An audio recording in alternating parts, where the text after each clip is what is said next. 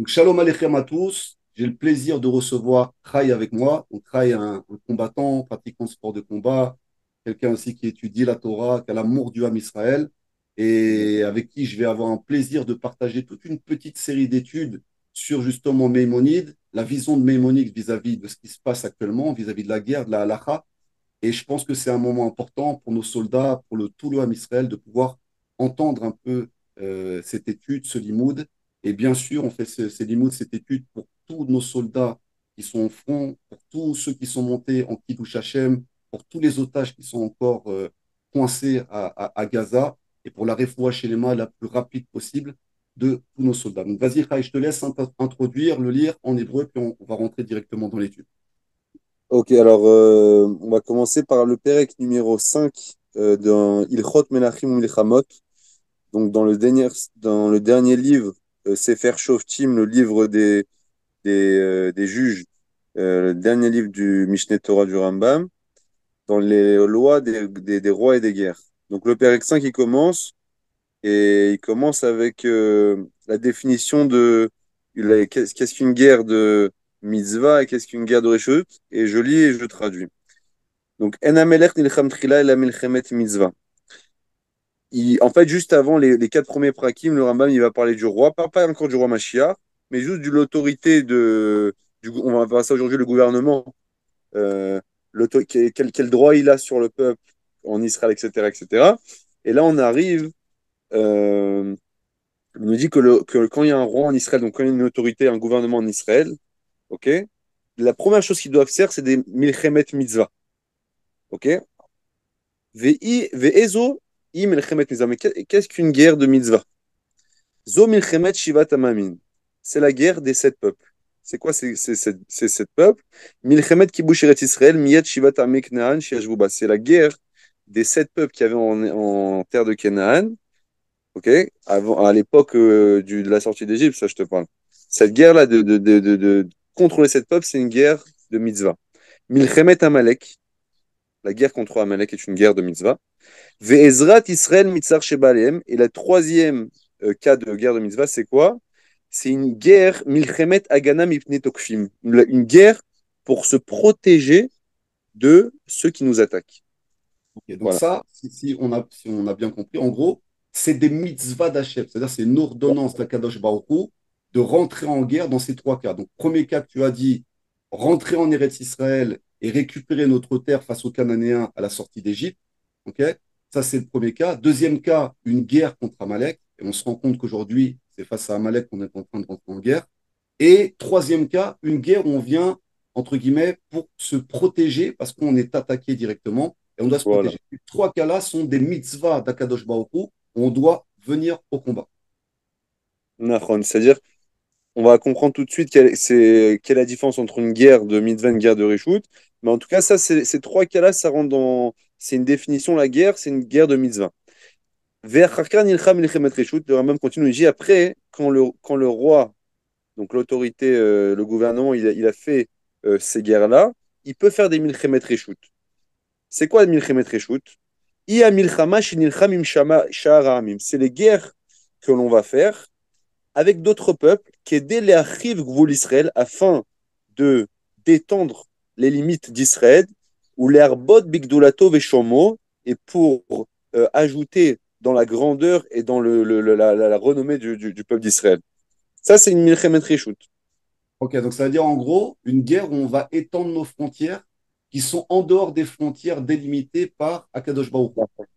Parce qu'il faut savoir, je sais pas si on va aborder ça ici ou dans les autres chapitres, mais il dit qu'en réalité, quand nous, on va conquérir des terres, à condition une fois qu'on aura conquéri toutes les terres qui sont promises, que Hachem nous a promis, etc., alors toutes les autres terres qu'on conquérira par la suite, comme c'est mentionné dans le Sefer Yeshua, elles deviendront au statut d'Eretz Israël. Le kibouche, et ça veut dire que la nafkamina, c'est quoi? C'est que là-bas, il y aura la Shemitah, Yovel, ça sera plus Chutz Laaretz. Ça veut dire en conquérant des autres terres, on a la force d'annexer des terres et d'agrandir les gvouls d'Israël. Et ça, mais ça, de faire ça, c'est Milchemed Reshut. Ok, sachant qu'il y a des terres qu'on n'a pas le droit de conquérir, comme celle d'Édom, où il y a des parties comme ça. Exactement. Mais on va tout voir dans les détails. Ouais. Euh, Parce que vraiment, le Rambam, il laisse aucun détail à part. Et voilà. Là, c'est la première. On passe à la halakha numéro bet, qui est très important aussi pour nous tout de suite. Il dit Milchemet Mitzvah. Il dit quand on est dans une guerre de mitzvah, et notre sarich litol bal rishut beddin. On ne prend pas, on n'a pas besoin de demander l'avis du beddin. Et là, yotse meatzmo becholet. Et là, on sort de nous-mêmes à chaque instant. Vekofe Aam Latset, et on oblige le peuple à s'y rendre. Aval Milchemet Areshut, mais quand c'est une guerre de Reshut, c'est-à-dire optionnelle, et non Motsi Aam Ba, et là Alpi Bedjin, le peuple on n'a pas le droit de forcer le peuple à y aller, et là seulement avec l'accord du Beldin, Shivim Vechad de 71 et du Sanhedrin. C'est-à-dire, et ça c'est une grande différence. Donc quand on est dans une guerre de Reshut, on doit demander l'avis au Sanhedrin. Est-ce que vous nous permettez de faire cette guerre-là? Elle n'est pas obligatoire. Mais quand on est dans une guerre de mitzvah, Amalek, la conquête d'Eretz Israël et de nos ennemis qui nous attaquent, on ne demande avis à personne. Et on oblige chacun du Ham Israël à participer à cette guerre-là. Voilà. Donc déjà, c'est très important actuel pour savoir qu'on est tous concernés dans cette Donc, en guerre-là. donc, en gros, ça veut dire que si c'est une guerre mitzvah des trois cas qu'on a vus avant, on a déjà l'obligation de partir au combat, bien sûr entre 20 et 60 ans, quoi. Je crois, il me semble que c'est ça que la Torah demande au niveau des âges. Et on n'est pas obligé de demander une autorisation particulière au Beddin. On doit aller. Maintenant, comment Exactement. on est sûr d'être rentré dans une guerre mitzvah? Comment on a la sûreté de ça? Si on passe pas par le Beddin, c'est qui détermine justement que c'est une guerre de mitzvah?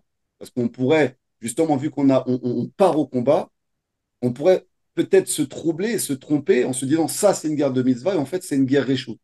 Quel gage on a qu'on est sûr qu'on est dans une guerre de mitzvah?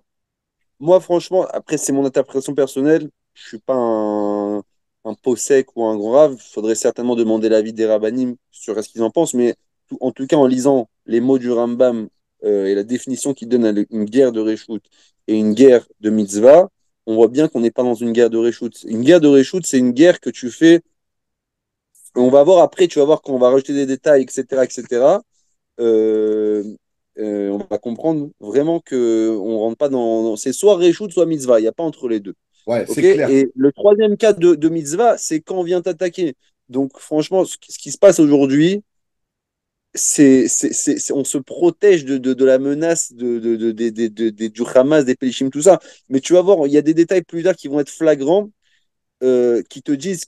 Enfin, je veux pas, on va tout de suite les voir, donc, mais ça va Ah, nous faire un CDR, tu vois, parce que là, on a beaucoup de questions, mais tu vas voir que au fil des halakhot, on va rajouter des détails qui sont très importants, comme le fait de est-ce qu'on commence directement, même si c'est une Mechemet Mitzvah, on commence jamais par la guerre, on commence toujours par le shalom. Ça, tu vas voir, le Rambam, il va te dire. Il dit, s'ils acceptent la paix, tant mieux. Il dit s'ils n'acceptent pas, mais à quelles conditions la paix, etc. Et je pense que c'est que dans ce talir-là, tu vois, le Ham Israël, ça fait des dizaines d'années qu'on essaie de faire la paix avec eux. On a vraiment fait cette étape-là. C'est-à-dire, on n'a pas brûlé les étapes. Aujourd'hui, on est vraiment dans l'étape où la paix n'est pas possible, donc il reste la guerre. Et c'est pas une guerre pour étendre notre gloire et pour qu'on annexe. On n'en a rien à faire, nous, de cette terre-là. Ils étaient prêts à leur donner, entre guillemets. Mais aujourd'hui, c'est évident, en tout cas dans mon interprétation, comment je comprends les choses, et le Rambam qui est marqué devant moi, que c'est une guerre de misère. Voilà. Après, chacun, il peut comprendre différemment, mais dis-moi toi ce que tu en penses, Léo. bah donc ça pourrait Il y être a deux déjà les définitions. deux. Soit c'est Mitzvah, ça se réchoute. Qu'est-ce que tu en penses? Alors, bah déjà, ça pourrait être entre deux options des trois guerres de mitzvah, des trois cas de guerre de mitzvah que tu as cités. Moi, personnellement, je pense qu'on est face aux Amalécites. Le Hamas, tout ça, leur façon de fonctionner, pour moi, Donc encore plus. c'est la manière d'Amalek de fonctionner, de tuer, de suicider, tout ça, c'est vraiment les techniques de Hamas. Et en plus, le troisième cas que tu nous as cité, c'est une guerre de défense. Donc, dans les deux cas, on remplit, pour moi, deux cases où on rentre déjà Ah oui. dans une guerre de mitzvah. Après, tu as parlé de Haza. Bon, il faut savoir que Haza, c'est quand même le territoire de Yehuda à la base. Haza n'est pas la bande Plishtin, c'est-à-dire c'est le territoire qu'on doit récupérer à la Géoula qui fait partie du territoire de Yehuda. Donc tu as raison, on a cherché quand même la paix, cherché à leur laisser quand même des territoires où ils auraient pu développer leur commerce, développer leur industrie. Ils ne l'ont pas fait. Ils ont choisi d'utiliser cet endroit-là pour chercher à nous nuire et à nous détruire. Mais il faut savoir que cet endroit, quand même, appartient au Ham Israël et appartient au Shevet Yehuda, à la tribu de Yehuda. Razak. Vas-y, mon frère. Alors, la halakha numéro Gimel, elle est aussi, elle est sympathique, je la lis parce que pour savoir l'application on va voir. Mais entre guillemets, que l'individu, quand on est dans un moment de guerre, il n'y a plus trop de calcul individuel, on va calculer à l'échelle nationale. Regarde ce que ça veut dire. Ou pourrait la lo derer, vn memachim beyado. Si maintenant, pour les besoins de la guerre, on aurait besoin de traverser un champ qui était particulier, ok, qui est dès là, pour aller, pour les besoins de la guerre, on a besoin d'une maison, on a besoin d'un champ qui appartient à un particulier. On ne peut pas empêcher quelqu'un de faire ça. Il n'y a plus de particuliers, il n'y a plus de propriété privée. Quand on est en guerre, tout le ham, il doit être conscient à être méchatef même son champ pour les besoins de la guerre, tu vois. C'est ce que tu as dit tout Veder à l'heure. Hamelech en Ashiour. Ouais. C'est ce que tu as dit tout à l'heure. C'est-à-dire que tout le monde va être mobilisé dans une guerre de mitzvah. C'est-à-dire que tout le monde, la population, et même on peut, entre guillemets, obliger la population à rentrer parce que là, c'est une mitzvah, donc on a une ordonnance d'Hachem. Et donc, du coup, comme tu viens de dire, tout ce qui est propriété privée peut être utilisé pour justement les besoins de cette guerre. VN Memachin Beyado, ça veut dire la personne n'a pas, c'est même dit je veux pas, tu n'as pas le choix. Ce que Ok. je veux dire. Ah ouais. Alakha numéro Dalet. Mitzvah tassé le'achrim shivat amamim, c'est un commandement positif de supprimer, d'exterminer les sept nations. Chez Neymar, acharem ta'acharim, comme c'est marqué dans le Sefer Devarim, vechol shebal yado echad men velo hargo. Et tout celui qui a un de ces sept peuples qui se présente devant lui et ne le tue pas, au verbe elotaase, il transgresse un commandement. Chez Neymar, l'otechai kol neshama, comme c'est écrit, tu ne pourras pas faire vivre aucune âme de ces peuples-là. Ou Gvar Avdou ve Avad Zicham. Mais leur même dit, ces sept nations-là, ils ont été perdus, ve Avad Zicham, et même leur souvenir, il a été mis à l'abandon. Il n'y a pas un Ils ont Malek dans les été. sept peuples? Dans ces Non. sept... Amalek, c'est autre chose. Les sept peuples, c'est Achitia et Mori, Ok. Apelishti, ce qu'on dit tous les matins. Et Amalek, il est encore là, comme Ok. on va voir. Ok. Halakha numéro 1, c'est quoi? Vechem mitzvah tasser le abed zera Amalek. Et aussi, il y a un commandement positif d'anéantir la descendance d'Amalek. Sheneemar, timche et zecher Amalek, supprime le souvenir d'Amalek dans Devarim. Au mitzvah tasser lizkor tamid maasav, et aussi un commandement positif de se souvenir tout le temps maasav araim ve'arivato baderer. Et c'est un commandement positif de se souvenir de ses actions, de ses mauvaises actions. Ve'arivato baderer, et les pièges qu'il nous a mis sur les encombres qu'il nous a mis sur le chemin. Qu'aider les horaires et vato afin d'animer la haine envers lui. C'est très, et ça, je pense que aussi on va parler de ça. Chez Neymar, Zachor attaché à c'est marqué. Hachem nous dit souviens-toi de ce que tu as fait à Malek. Mi piège-moi l'avenue. Et selon la tradition, on a appris que quoi? Zachor Bappé. Souviens-toi, c'est de manière orale, pas seulement dans la marche à bas, mais aussi mentionne. L'otishkar, pourquoi il y a marqué souviens-toi, n'oublie pas. L'otishkar, c'est quoi? Balève, n'oublie pas dans ton cœur. Chez Asur Lishkoar, Evato Vesinato, c'est interdit d'oublier la haine et qu'on doit avoir envers Amalek. Donc ça veut Maintenant, dire, c'est intéressant, juste rebondir sur ça, après tu me dis ce que tu en penses. C'est parce que tu vois, là, il y a une situation en Israël où la barbarie qu'ils ont fait, elle nous a entraîné ce sentiment de haine, tu vois.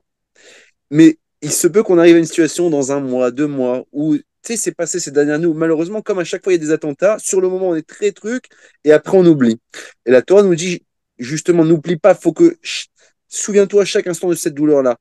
Ça a ouvert malheureusement ce qui s'est passé. C'est vrai que grâce à cause de ça, aujourd'hui, le Ham Israël il s'est réveillé, il a compris que on peut plus être avec le Hamas à nos frontières et vraiment, j'espère qu'ils sont en train de faire tout le travail pour anéantir le plus possible. mais Mais voilà, ça vient aussi de ce fait-là que on ne doit pas oublier cette haine-là. Là, on a une haine qui est à un niveau très élevé parce qu'ils ont fait des barbaries très élevées. On ne doit jamais oublier ces barbaries. Voilà, la Torah nous dit ça. Si on oublie, on transgresse. Voilà, maintenant à toi, je te laisse. Qu'est-ce que ouais, tu penses de. c'est justement ce que j'allais te dire, c'est que Là, c'est quand même le plus gros attentat de l'histoire de la reconstruction d'Israël sur sa terre. Donc, c'est pas un petit attentat, plus de 1300 morts, plus de 3000 blessés graves. C'est un énorme attentat. Et tu as raison que pourquoi on a cette mitzvah, la faculté du Ham Israël, ça serait de pardonner, d'oublier et de rechoisir la vie et de se reconstruire. Là, Akadosh Baruch Hu, il nous met en garde. Vous avez l'interdiction d'oublier, vous devez vous souvenir, vous devez rappeler. Et donc, en gros, si j'ai compris, il n'y a pas de pardon possible avec Amalek. On ne pourrait pas pardonner, on ne pourrait pas rentrer dans un processus de paix, dans un processus diplomatique où on commence à échanger avec le Hamas. Impossible. C'est-à-dire que là, Hachem, il nous donne l'ordre de ne pas oublier et de régler le compte d'Amalek jusqu'au bout. Et de toujours attiser, c'est incroyable, mais il nous dit qu'il faut, entre guillemets, attiser de la haine contre Amalek. OK. Faut pas être, parce qu'on est des Rahmanim, nous, c'est vrai que avec le temps, on va voir on peut voir des choses ou quoi que ce soit, des femmes, etc. Et commence à avoir de la Rahmanou. La Torah nous dit non. En tout cas, pour un Amalécite, on a une obligation toujours de se rappeler de ce qu'il nous a fait entre guillemets, avoir la haine constante, une haine très forte contre eux. C'est pas facile parce qu'on voit que même Shaoul, quand il a dû justement détruire Amalek, alors que c'était quand même un roi de guerre, c'était un sadique, mais c'était comme un chef de guerre, il n'a pas été jusqu'au bout. Donc, on voit que c'est pas si simple que ça, et tu l'as très bien rappelé. C'est-à-dire, pour nous, le Ham Israël, tuer des femmes, des enfants, c'est absolument pas dans notre conception. Mais là, ce qui nous explique, c'est qu'avec Amalek, le problème, c'est que lui, il est né pour nous détruire. Il est né pour nous exterminer. Et l'opinion publique internationale va essayer de nous faire oublier, nous faire rentrer dans des processus de paix. Et il y a ce risque indirect qu'on commence à dire, bon, comme nous, on aspire à la paix, on aspire au shalom véritablement, de retomber en se disant, bon, allez, on fait une trêve. Mais là, il ne faut pas oublier ni par la pensée, comme tu le dis, ni par la bouche. Il faut se rappeler constamment ce Ouais. qui a été fait. Et tu as dit donc garder une haine. Alors, ça, par contre, c'est quoi? C'est la haine de ce que nous a fait Amalek, ou est-ce que c'est la haine d'Amalek lui-même? Il dit dans le cœur, Assur lishkoar evato vesinato. C'est interdit d'oublier la haine d'Amalek. Il faut avoir Zachor Bepe, les gars, Bezran Masé Amalek, Neymar Zachor, Neymar Lotishkar. Moi, j'arrive, enfin, c'est les deux, ils sont importants. Ça veut dire, il dit, Bappé, il y a deux choses, ouais, il y a deux étapes. Il dit, Zachor Bappé, Zachor ce que t'as fait Amalek, c'est fait. Ça, tu dois les mentionner avec ta bouche. Il dit la haine que tu dois avoir contre Amalek, il dit, tu dois la garder dans ton cœur. Tu vois ce Ok. que je veux dire? C'est-à-dire Ok. les faits qu'il a fait, ok, ça c'est quelque chose, il faut les dire. Et ça, ça va nous entraîner d'avoir une haine, une grande haine qu'on voudra vraiment aujourd'hui. Je suis content parce que c'est ce qui se passe. Tu vois, il y a un certain temps, c'était un débat. On doit agir de manière humanitaire, etc. Et aujourd'hui, je vois que même les gens des plus de gauche, ils se sont réveillés, ils disent, on ne peut pas être humanitaire avec des gens qui n'ont pas d'humanité. C'est pas possible. Donc on leur coupe l'eau, on leur coupe l'électricité. Et j'espère que voilà, ça va continuer jusqu'à et qu'on va pas avoir peur, mon frère. On va en venir après cette halakha de la peur et le terroriste, le terreur qui travaille que sur ça. Mais voilà, donc moi je pense que pour nous c'est important là tout de suite parce qu'on est à chaud, on a tout le Ham Israël il souffre, chaque jour il y a des lévaillotes et des trucs, on est à chaud et tout. Mais je sais pas comment ça va se terminer, mais là on nous met en garde. N'oublie pas, n'oublie pas. Parce que c'est un peu contre nature pour Israël de ne pas oublier. C'est-à-dire que dans notre nature, on va de l'avant, on passe à autre chose. C'est-à-dire on n'oublie pas nos morts, mais on va de l'avant. Et pour la paix, on l'a vu à travers ce conflit qui dure quand même depuis plus de 75 ans, qu'à chaque fois, on a été capable de revenir sur la table des négociations, chercher la paix, quitte à, on a vu que ce soit Ariel Sharon ou d'autres, à rendre notre propre terre, chose qui est interdite, c'est-à-dire à donner d'une partie de la terre d'Israël pour un processus de paix, qui à mes yeux sont des erreurs extrêmement graves et on en paye les conséquences aujourd'hui. Donc là, il y a une haine à avoir vis-à-vis de ces Amalécites. Pour ceux Voilà. qui sont des Amalécites, peut-être que tous ne sont pas des Amalécites, mais ce qui est sûr, c'est qu'ils sont dirigés par les Amalécites et qu'une grande partie d'entre eux sont des Amalécites. Ouais. Razak. Alors, on passe à la Kha numéro Vav, ce que je t'avais dit tout à l'heure, mais juste elle est intéressante à savoir. Il dit Kol ha'aratzot shekovjin Israël, bamelech al pi badim. Toutes les terres que Israël va conquérir, quand on parle de guerre de Api Bedin, c'est-à-dire des guerres de Réchout optionnelles, Arez et Kibush Rabim, Bari, Keret Israël, Shekava, Yoshua, l'école d'Avar. Dit, ça devient comme Eret Israël, l'école d'Avar. Comme la terre que Yoshua a conquise, avant que Yoshua conquise la terre d'Israël, il n'y avait pas de Gdusha. Quand il a conquérir, elle devient Israël. Il dit, la même chose pour nous. Mais quoi, il rajoute une condition, il dit, mais ça, c'est à condition que après que vous ayez conquéri toute la terre d'Israël, que toutes les frontières qui sont mentionnées dans la Torah de la terre d'Israël, c'est-à-dire la terre promise, une fois qu'on aura conquéri toutes ces frontières-là, alors on pourra annexer, c'est-à-dire on ne peut pas faire les choses euh, à l'envers, annexer des autres terres qui ne nous appartiennent pas. Et d'ailleurs, il te dit, c'est quoi maintenant, la Nafkamina, c'est quoi? Il te dit, par exemple, c'est pour ça que les terres que David Ameller a conquis, il y avait la Syrie, et je ne sais plus notre terre qu'il avait avec Syrie, malgré que c'était un kibouch, à l'époque David Ameller, ça appartenait complètement à Israël. Ok. Aujourd'hui, ils n'ont jamais été considérés comme Eretz Israël à, tous les plans, car on n'a jamais eu dans notre histoire, on a conquéri toutes les frontières d'Eretz Israël. Donc, tu veux dire qu'en gros, il y a une partie de la Syrie. Alors, attends, juste une chose, justement, on va le voir, que je voulais te montrer. Voilà, une seconde. Donc, il y a la carte officielle d'Israël. Pour l'instant, on ne l'a pas. D'accord? C'est-à-dire que si vous regardez bien, je ne sais pas si vous allez avoir grand-chose. Voilà. Voilà. Là, on a la carte officielle des 12 tribus d'Israël. D'accord. Et donc, on voit que de l'autre côté de la mer Morte, on a Réhouven, on a Gad, on a Ménaché, donc qui représenteraient, entre guillemets, euh, la Syrie d'aujourd'hui, et tout en haut, qui représenterait une grande partie du Liban d'aujourd'hui, Ouais, qui appartiendrait justement à la tribu d'Acher, donc une partie, hein, c'est pas tout, parce qu'après, il y a Aram Damas, ils appellent ça Aram Damas. Donc, il y a la Jordanie, ah, c'est fou, parce qu'il y a une partie en Israël qu'on appelle la Cisjordanie. D'accord. Alors qu'en fait, la Jordanie, normalement, les frontières de Jordanie sont les frontières d'Eretz Israël, de la tribu de Réhouven, Gad et de Ménaché.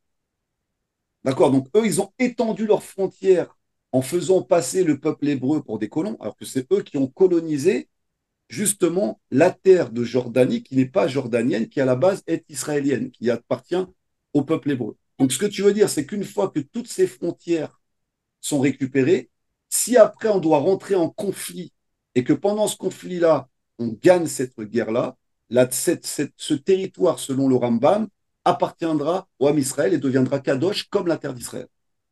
ouais. Ouais, exactement. Après, là, il précise, il dit, une fois qu'on a conquéri la terre des Shiva à Mekenan, il y avait les 7 peuples de Canaan.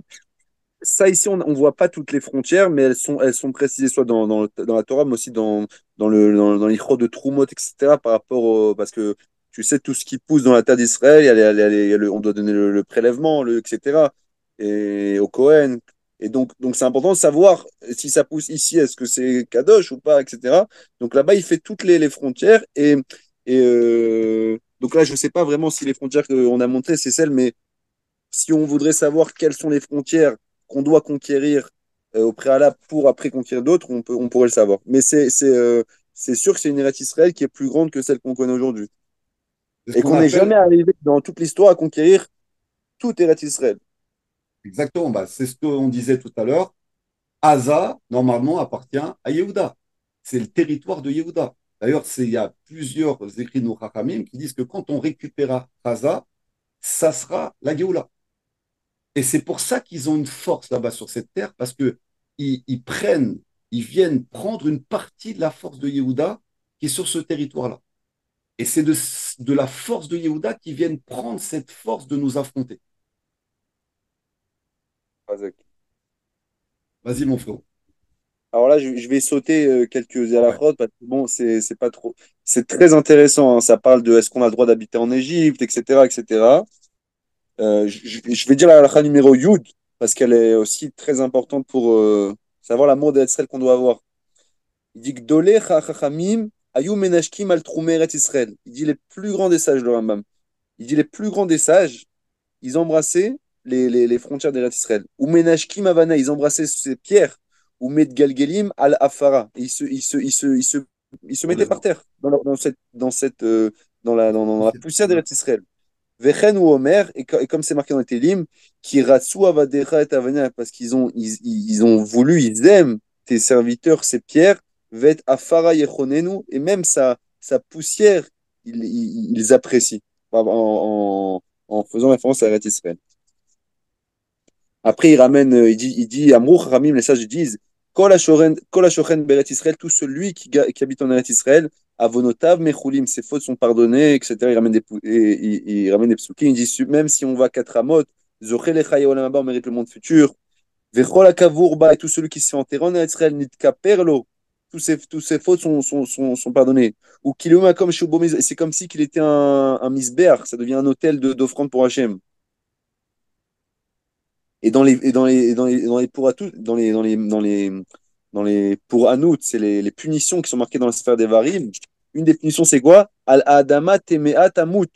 C'est que tu mourras dans une terre tamée, pas en Israël. C'est une malédiction entre guillemets, de mourir En en dehors des Israël. rêves. Ouais. Il dit, Ve'eno dome kolato mechaim, le mishkalto leachar mita. Et c'est pas la même chose, quelqu'un qui meurt en Israël et quelqu'un qu'on ramène après qu'il soit mort, qu'on ramène ses ossements en Israël. Il dit Ve'afal pichen, mais quand bien même, Gdolé Achachamim, les plus grands des sages, Ayou Molechim et Metem les Sham, ils amenaient leur mort en Eretz Israël. Seoulman mi Yaakov Avinu ve Yosef Hatzadik, apprend de Yaakov Avinu et de Yosef Hatzadik, qui eux-mêmes étaient enterrés, sont morts en Égypte, et pourtant ils ont insisté pour être enterrés en Eretz Israël. Donc, en gros, on apprend que c'est très grand déjà d'être enterré en Eretz Israël, mais c'est encore plus grand d'y mourir. C'est-à-dire que tu meurs sur la terre d'Israël. Pas tu quittes la terre parce que tu as peur de quoi que ce soit. Tu viens sur la terre et de mourir ici en Kiddush Hashem ou de mourir d'une autre manière, c'est ce qu'il y a de plus grand. Et en plus, ça fait capara de toutes les fautes que tu as pu faire devant Akadosh Baruch. Au cas, je saute. Maintenant, on passe au père numéro 6, au 6, la première halakha. En osi milchama imadam baolam, at shekorim lo le shalom. Ce qu'on avait parlé tout à l'heure, il nous dit le Rambam, il dit on partira jamais en guerre contre quelqu'un, si ce n'est qu'au préalable, on a voulu faire le shalom avec lui. Echad milchemet areshut, ve'echad milchemet mitzvah. Il dit que ce soit une guerre optionnelle ou une guerre mitzvah. Chez Neymar, kitikrav el ir leilachem alev ekaratel et shalom. C'est un passou qui ramène. Il te dit, imishlimu, si ils ont accepté la paix, Vekiblu Shiva mitzvot shenistavu bnei Noach aleim, et qui prennent sur eux les 7 mitzvot Noachid. En orgin mehem neshama, on ne les tue pas. Vare en les mas, et ils nous donneront des impôts. Shenemar yu lecha les mas vavaducha. Un Ok. passage encore une fois. Kiblu aleim amas velo kiblu avdut. Ils ont pris sur eux de nous donner des impôts. Velo kiblu avdut, mais ils n'ont pas pris sur eux d'être nos serviteurs. Oche kiblu avdut, ou bien qu'ils ont pris sur eux la avdut. Velo kiblu amas, mais ils n'ont pas pris sur eux l'impôt. En shomim laem, on les écoute pas. Hachekablu ishnen, jusqu'à qu'ils prennent les deux. Ve'avdut sheikablu, maintenant c'est quoi cette servitude qu'ils doivent prendre? Sheyu nivzim ou shfalim les mata, ça c'est très important. Ça doit être, ça veut dire on parle à l'atzad, les sheva amamin. Parce que même on va voir qu'après il va ramener que Yahushua, on va dire c'est étonnant, comment ça Yahushua il doit conquérir la terre d'Israël, tu me parles de paix, et tu vas voir qu'il va ramener des psukim que Yahushua, quand il a conquis la terre, il a toujours dit faites la paix en premier. Ils n'ont pas voulu. Et comme ça, après, on les tue et tout. Mais à la condition maintenant qu'ils acceptent de faire la paix, c'est quoi? C'est qu'ils soient, je continue, Nizvim ou Shvanim Nata, ils soient méprisables, méprisés. C'est des gens qu'on met les maths en bas. Ça, c'est l'avdout. Veloer ou Mouch Israël, et que jamais ils élèvent leur tête face à un juif. Et là, Yugvushim Tachatat, ils doivent être Kvushim, ça veut dire on doit les contrôler, ils doivent être sous notre contrôle. Tachat Yadam.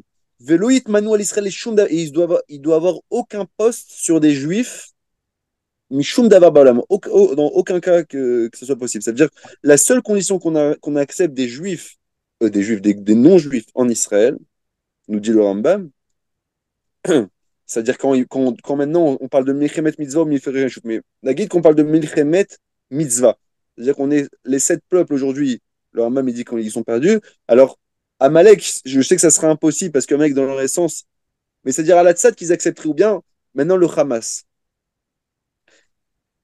La condition, entre guillemets, ça serait quoi? Ça sera que ça devienne, Les ils ne Noachides. peuvent plus avoir aucun poste. C'est-à-dire ça n'existe pas quelqu'un ils peuvent pas avoir ça n'existerait pas, selon le Rambam, que un arabe il soit nommé sur des juifs. En OK. d'avoir casé.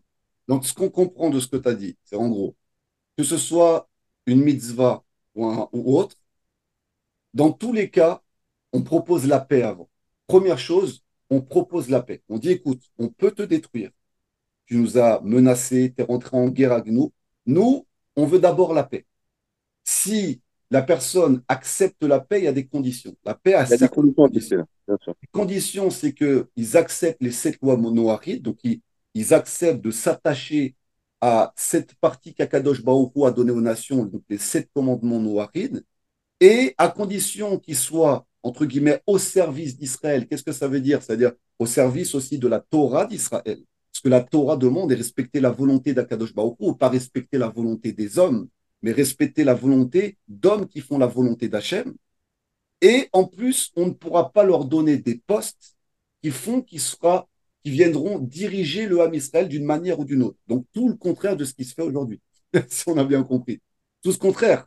Avec toutes les guerres qu'il y a eu avec les pays arabes et les Arabes qui habitent en Israël, ils continuent à amener leur idolâtrie sur la terre d'Israël, à amener, entre guillemets, des religions qui ne sont absolument pas données par la Torah et données par Akadosh Baruch Hu. Donc, normalement, c'est le respect des lois noachides. Et en plus, dans tout ça, ils occupent des postes clés, que ce soit à la Knesset ou dans d'autres endroits, dans lesquels ils auraient l'interdiction Ça, normalement. ça devrait être, bah, c'est infaisable. Mais voilà, ça veut dire qu'on doit. C'est pour ça que c'est important d'étudier ça pour que nos idées soient claires. C'est ça. Hazak. Ouais. Mais comme tu as dit, tu vois, il dit vraiment, euh, c'est-à-dire à l'Aksad qu'on a fait la paix avec eux, encore une fois. Parce que là, Ouais, on va voir tout de suite s'ils n'acceptent pas et tout. Il faut qu'il y ait une distinction entre les Bnei Israël, que ce soit par leur statut social, ou bien par. Il faut qu'ils soient assujettis à nous.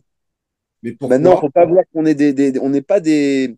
On n'est pas des barbares, etc. On n'est pas, tu vois, moi je trouve que c'est magnifique parce que malgré que c'est de nos ennemis, la Torah nous dit demande d'abord de faire le shalom.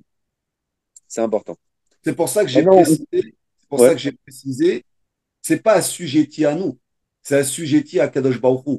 En fait, assujetti à la volonté d'Hachem, parce que nous, en tant qu'Am Israël, qui respectons la Torah et les mitzvot, on est assujetti au roi des rois, à Akadosh Baruch Hu. Donc, en s'assujettissant au Ham Israël, ils s'assujettissent à Akadosh Baruch Hu directement. Mais à certaines conditions, tu vas nous les donner. alors on a dit c'est quoi les deux conditions? Il dit qu'il y a, on a dit donc les 7 la Noachid, le mas c'est l'impôt et la havdout. Il dit maintenant c'est quoi cet impôt-là? Il dit que il faut qu'il soit prêt, shiu muchanim la avodat ameler begoufam ou bemamonam. Il faut qu'il soit prêt à, entre guillemets, que leur argent ou bien leur corps, c'est-à-dire eux-mêmes, soient prêts à rendre des services pour l'infrastructure d'Israël. C'est-à-dire, Kegon Binyan Achomot, construire des murailles. Vechizuk Ametsurot, le renforcement infrastructures. Ou Binyan Armonamela, la construction du palais du roi. Et tous, et tout, etc. Chez Neymar, Vezé Davar Amas Asherela la Meler Shlomo, Livnot, comme on voit, on apprend du roi Shlomo que il y avait une partie des Émoris, ok, qui leur poste c'était quoi? De construire entre guillemets c'était les impôts qu'ils devaient payer, c'était vraiment voilà, c'est ce genre de travaux-là, de construire les infrastructures, de construire les murailles, etc. Pour les Juifs, de faire un peu les travaux de Binyan, tu vois. Ok, Umibne Israël Lonatan Shlomo Eved qui aime Anshemia Milchama. Et on voit que des Bnei Israël, non atteignent Shlomo Eved, qui est Anshem Milchama, Badava, Vesarav, Veshalesha, Vesarich, Vjo, Parasham. Continuons. Veyesh la Melech, la Atnot Imaem, Sheka, Chatzim. Et maintenant, le gouvernement, il a le droit, donc, même d'imposer à ces gens-là, de leur prendre jusqu'à la moitié de leurs biens, au Akarka, ou bien leur terrain. Venir kol amitaltelin, de prendre tout leur possession, ou amitaltelin venir à karkaot, qui fait machetna, soit la moitié des biens ou bien des terrains, etc., selon ce que le roi ou le gouvernement il va décider. Vassour les chagar bevritam les chazem machar chez Shlimo et Kablo Shalom. Il dit par contre, nous, on a en aucun droit, on n'a plus le droit de mentir et de, entre guillemets, d'annuler cette alliance à partir du moment où ils ont accepté la paix et qu'ils Ah, ont pris les sept. et à partir du moment qu'ils respectent le contrat. C'est ça que je veux dire. Nachon. Maintenant, Dalet, la halakha numéro 4. Ve'im lo ishlimu, s'ils n'ont pas accès, ils veulent pas faire la paix. O shishlimu velo kiblu shiva mitzvot. Ou bien ils veulent faire la paix, mais pas pour prendre sur eux les 7 lois noachides. Au sini ma'en milchama. On fait la guerre avec eux. Veorgin kol zecharim agdolim. Et on tue tous les mâles grands, tous les grands mâles. Ou bozim kol mamonam betapam. Et leur argent et le reste on peut en profiter. Venorgi misha velo katam. Mais on ne tuera pas ni femme ni enfant. Chez Neymar, Vanashim Ataf, Zetav Shel Zecharim. Point. Ce qu'on a dit là, dans quel cas ça s'approche? Bemilchemet Areshut, dans une guerre optionnelle. Sheim Shara Umot, avec les autres peuples. Aval Shivatamamim Ve'amalek. Il dit, mais les 7 peuples de Canaan, ou bien Amalek, chez Loishlimu, qui veulent pas faire la paix. En manichim en neshama, on ne laisse vivre personne. Chez Neymar, ken tease l'école et harim, comme ça tu feras tous ces villes-là. Rak meare amim, lo techaye kol neshama, tu ne laisseras vivre personne. Vechen ou D'Amalek. omer d'Amalek, timched zecher Amalek. Ouais, donc là, on parle d'Amalek. Donc il y a un cas où ils ne veulent pas faire la paix. Donc là, on va détruire tous les hommes à partir d'un certain âge, pas les enfants, pas les Nachon. femmes, d'accord? Ni les femmes, ni les enfants. Par contre, si c'est Amalek qui refuse de faire la paix, c'est ça? Qui refuse, Ouais, ou alors qui refuse de faire la paix, là, on doit détruire tout le monde. exactement. Alors, on pourrait prendre un cas pour que ce soit un peu plus visible. On se remet à Shem Ishmor en 39-45. Ok. On a l'Allemagne nazie sous les mains. Ils sont en guerre contre nous et ils refusent de faire la paix. Donc, en fait, on aurait dû passer tous les nazis, tous, de A à Z, sans aucun scrupule. Pour bien comprendre qu'est-ce que c'est Amalek, il faut bien comprendre. C'est pas juste une guerre comme ça. C'est-à-dire que c'est une idéologie Amalek qui est vouée à la haine, la destruction du homme Israël et du projet d'Hachem sur terre. Donc leur but, leur existence même, c'est de détruire en fait l'être humain, tout simplement, et de détruire la présence divine sur terre. Voilà pourquoi on a cette mitzvah de les détruire. Il faut bien préciser pour les personnes qui nous entendront ce qu'il y a véritablement à Amalek. Ok, Razak. Je saute un peu voilà. C'est vraiment très intéressant. Je te Il y a propose aussi de pas nous, d'Amon et Moab. Bon, peut-être on va lire je celle-là. te Amon propose ou de Moab. je te propose de nous faire une halakha encore, et après, pour finir, de nous lire le texte, tu sais, que tu m'as envoyé tout à l'heure. Je pense qu'il est important pour nos soldats et qu'ils puissent l'entendre.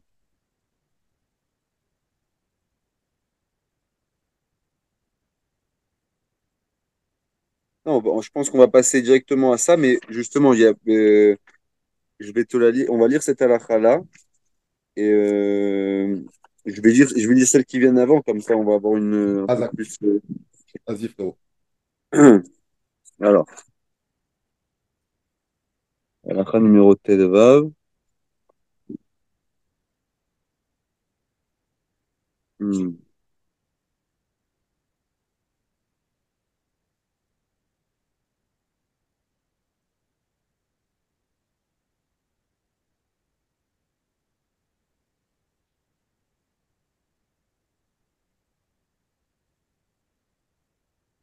Ça, c'est le chien.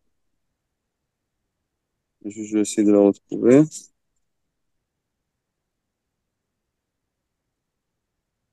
C'est quand même important de comprendre aussi que David, dans son fonctionnement, aussi proposait le shalom et laissait toujours un échappatoire.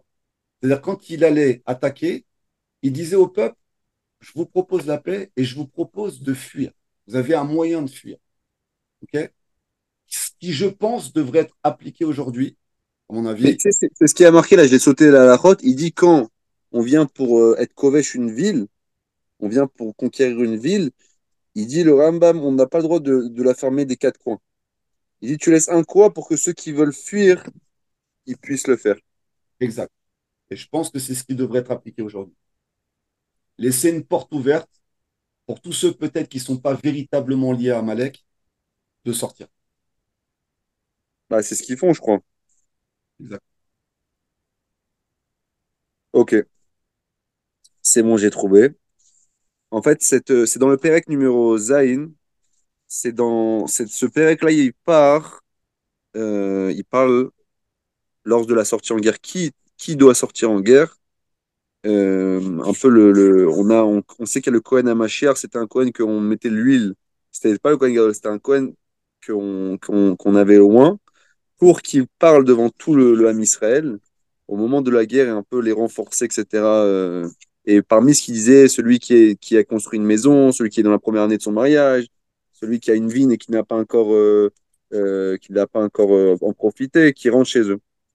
Donc, en gros, il y avait un des Kohanim qui allait renforcer les soldats, renforcer les troupes avec de la Gdusha, qui leur expliquait la halakha aussi par rapport à ceux qui avaient donc une vigne et tout dans la première année.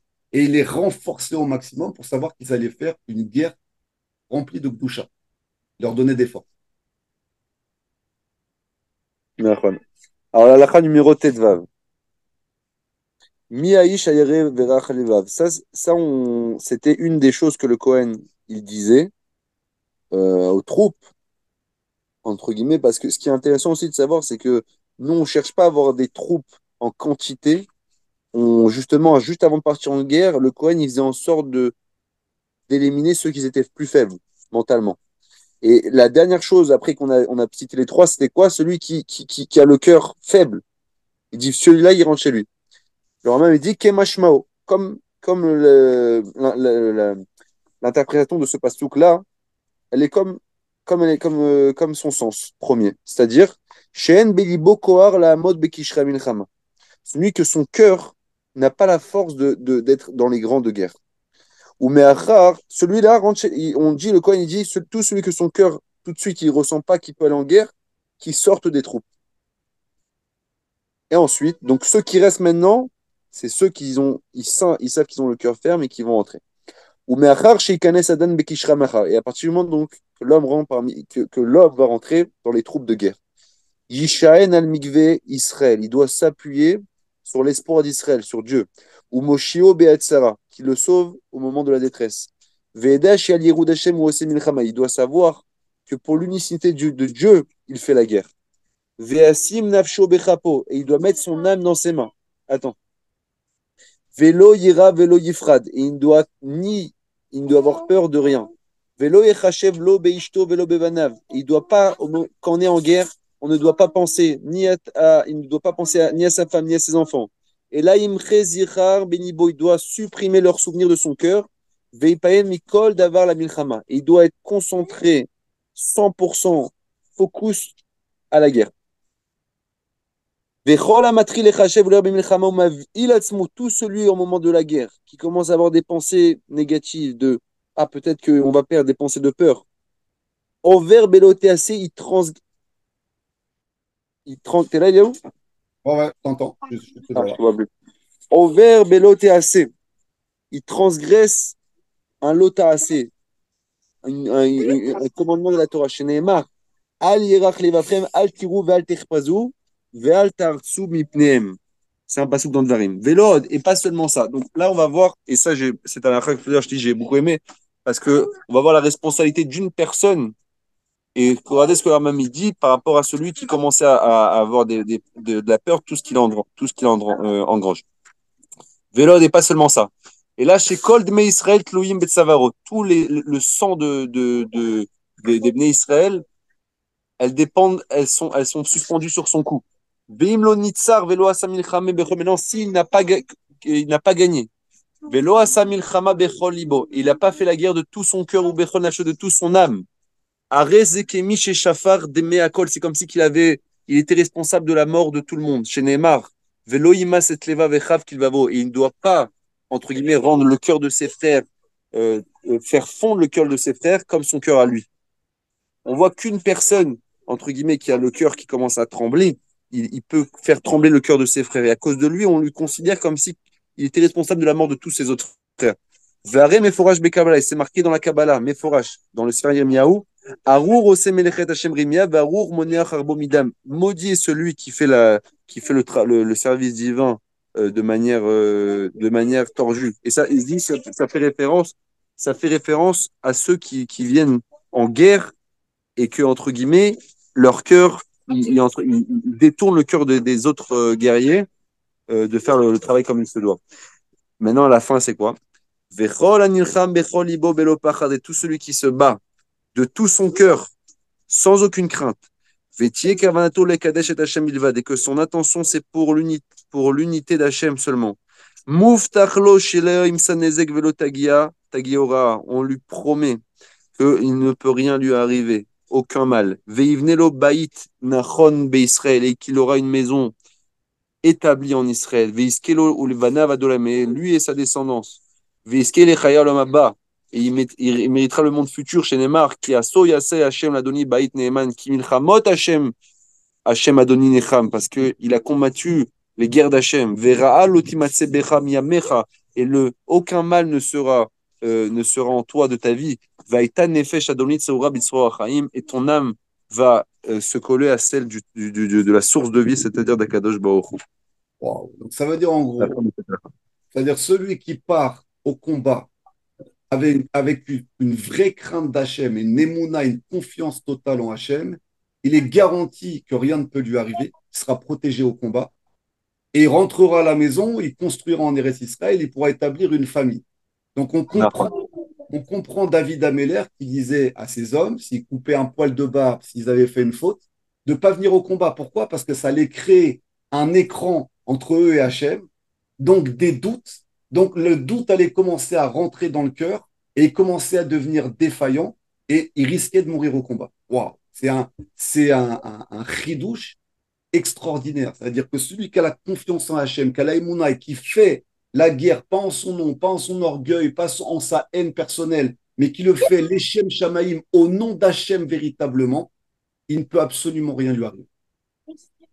Kol Hakavod, j'aimerais qu'on termine sur ça parce que c'est extraordinaire en espérant que nos Chayalim, tous nos frères du Ham Israël entendent cette vidéo-là, entendent ce live-là. Et on Amen. va continuer sur une petite série comme ça d'études sur le Rambam, sur Maïmonide, sur justement toute cette période-là et comprendre ce que Akadosh Baruch Hu et ses grands sadikim attendent de nous dans cette grande période. Merci mon frère Chai, à très bientôt. Shabbat Merci shalom. à toi, Léo. Shabbat shalom, mon frère.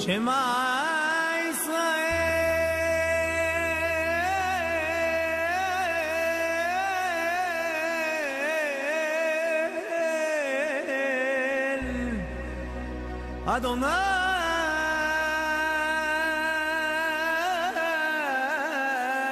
Eloheinu Adonai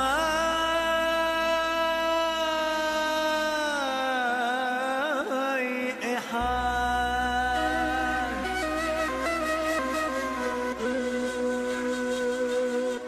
Adonai Melech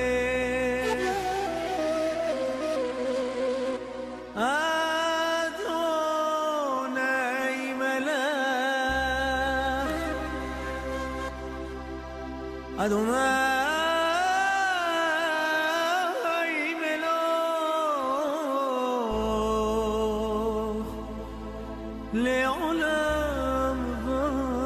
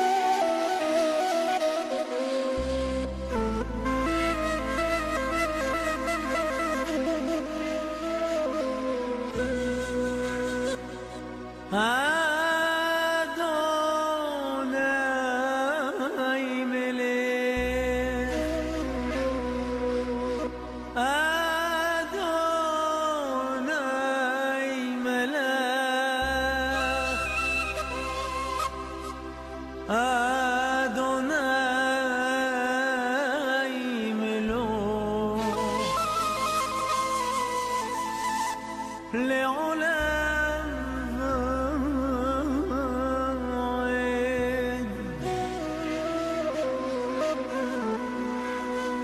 אדוני,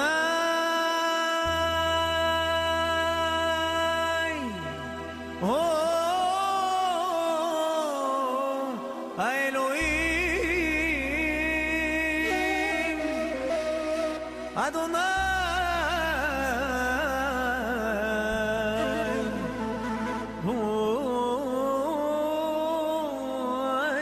האלוהים, אדוני,